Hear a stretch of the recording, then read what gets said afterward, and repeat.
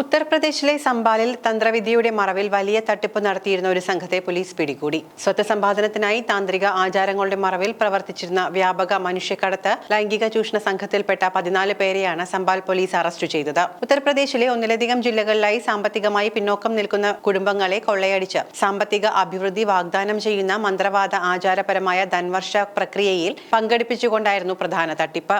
ആഗ്ര, ഫിറോസാബാദ്, ഏട്ട എന്നിവിടങ്ങളിൽ ശക്തമായ ശൃംഖലയുണ്ടായിരുന്ന ഈ സംഘം ധൻവർഷ എന്ന വാഗ്ദാനം നൽകി ആളുകളെ ആകർഷിക്കുകയും തുടർന്ന് അവരെ സാമ്പത്തികമായി ചൂഷണം ചെയ്യുകയും പാവപ്പെട്ട കുടുംബങ്ങളിലെ സ്ത്രീകളെയും പെൺകുട്ടികളെയും ലൈംഗികമായി ചൂഷണം ചെയ്യുകയുമായിരുന്നുവെന്ന് പോലീസ് പറഞ്ഞു. 2025 മാർച്ച് 21-ന് രാജ്പാൽ എന്ന വ്യക്തി നൽകിയ പരാതിയിലാണ് ഈ കേസിന്റെ ചുരുളഴിയുന്നത്. ജന്മന വളഞ്ഞ കാലുകളുള്ള രാജ്പാലിനെ റിങ്കു, അജയ്, ദുർജൻ എന്നിവർ ചേർന്ന് എട്ടായിലേക്കും ആഗ്രയിലേക്കും കൂട്ടിക്കൊണ്ടുപോയി കെട്ടിയിട്ട് കൊലപ്പെടുത്താൻ ശ്രമിച്ചുവെന്നാണ് പരാതിയിൽ പറയുന്നത്. ഇയാൾ രക്ഷപ്പെട്ട വീട്ടിൽ തിരിച്ചെത്തുകയായിരുന്നു. ഈ സംഭവത്തെ തുടർന്ന് നടത്തിയ അന്വേഷണത്തിലാണ് സംഘത്തിന്റെ ഞെട്ടിക്കുന്ന പ്രവർത്തന രീതികൾ പുറത്തുവന്നത്.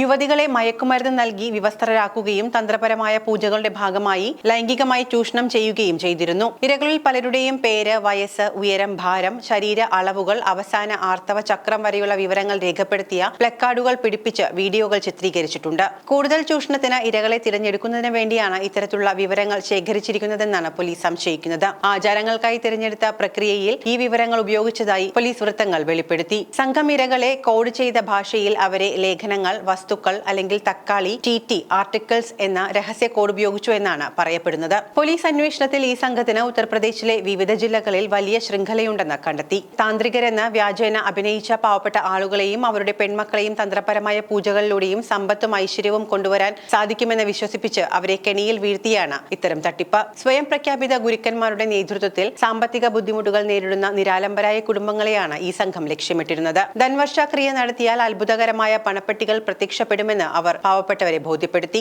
ഔപചാരിക വിദ്യാഭ്യാസമോ സമ്പത്തോ ഇല്ലാത്ത ഈ കുടുംബങ്ങൾ അഭിവൃദ്ധിയുടെ വാഗ്ദാനത്തിൽ വിശ്വസിച്ചുകൊണ്ട് തങ്ങളുടെ പെൺമക്കളെ ആചാരങ്ങളിൽ പങ്കെടുക്കാൻ സമ്മതിക്കുകയായിരുന്നു. തന്ത്രവിധികൾ നടക്കുന്ന സമയത്ത് ഇരകളുടെ കുടുംബാംഗങ്ങളോട് പുറത്തു നിൽക്കുവാൻ സംഘം ആവശ്യപ്പെട്ടിരുന്നു. പൂജ ആരംഭിക്കുന്നതിന് മുൻപ് പെൺകുട്ടികളുടെ സ്വകാര്യ ഭാഗം പൂജിക്കുകയും തുടർന്ന് താന്ത്രിക് പൂജയുടെ മറവിൽ അവരെ ശാരീരികമായി ദുരുപയോഗം ചെയ്തുവെന്നുമാണ് പോലീസ് അന്വേഷണത്തിൽ തെളിഞ്ഞിരിക്കുന്നത്. പ്രതികളുടെ മൊബൈൽ ഫോണുകളിൽ നിന്ന് നൂറുകണക്കിന് വീഡിയോകളും ഇരകളുടെ ചിത്രങ്ങളും ആചാര സാമഗ്രികളും മൂങ്ങകളും ആമകളും ഉൾപ്പെടെയുള്ള വന്യജീവികളെ ബലിയർപ്പിച്ചതും അധികൃതർ കണ്ടെത്തി. പോലീസ് ഇതുവരെ റെയിൽവേ സ്റ്റേഷൻ മാസ്റ്ററും ഒരു മെഡിക്കൽ പ്രൊഫഷണലും ഉൾപ്പെടെ 14 സംഘാംഗത്തെയാണ് അറസ്റ്റ് ചെയ്തിരിക്കുന്നത്. ഇവരിൽ നിന്ന് തന്ത്രപരമായ പൂജാ സാമഗ്രികൾ, മൊബൈൽ ഫോണുകൾ, അപൂർവയിനം ആമകൾ, നിയമവിരുദ്ധമായ ആയുധങ്ങൾ എന്നിവ കണ്ടെടുത്തു. ഈ സംഭവം ഉത്തർപ്രദേശിൽ വലിയ ഞെട്ടലും പ്രതിഷേധവും ഉയർത്തിയിട്ടുണ്ട്. നരബലിക്കായി യുവാക്കളെ റിക്രൂട്ട് ചെയ്യുന്ന സംഘമാണ് ഇതെന്നും പോലീസ് സംശയിക്കുന്നു. രാജ്പാൽ എന്ന യുവാവ് തട്ടിക്കൊണ്ടുപോയി ബലി നൽകാൻ ശ്രമിച്ചുവെന്ന പരാതി നൽകിയതോടെയാണ് സംഭവം പുറത്തുവരുന്നത്. ഇയാൾ രക്ഷപ്പെട്ടതാണ് അന്വേഷണത്തിൽ മുഴുവൻ പ്രവർത്തനങ്ങളും പുറത്തു കൊണ്ടുവരാൻ ഇടയാക്കിയത്. എന്തുതന്നെയായാലും പണം ലഭിക്കുമെന്ന വിശ്വാസത്തിൽ തങ്ങളുടെ പെൺമക്കളെ ഇത്തരം പൂജകൾക്കായി നൽകുന്ന മാതാപിതാക്കൾ തന്നെയാണ് ഇത്തരം തട്ടിപ്പുകാർക്ക്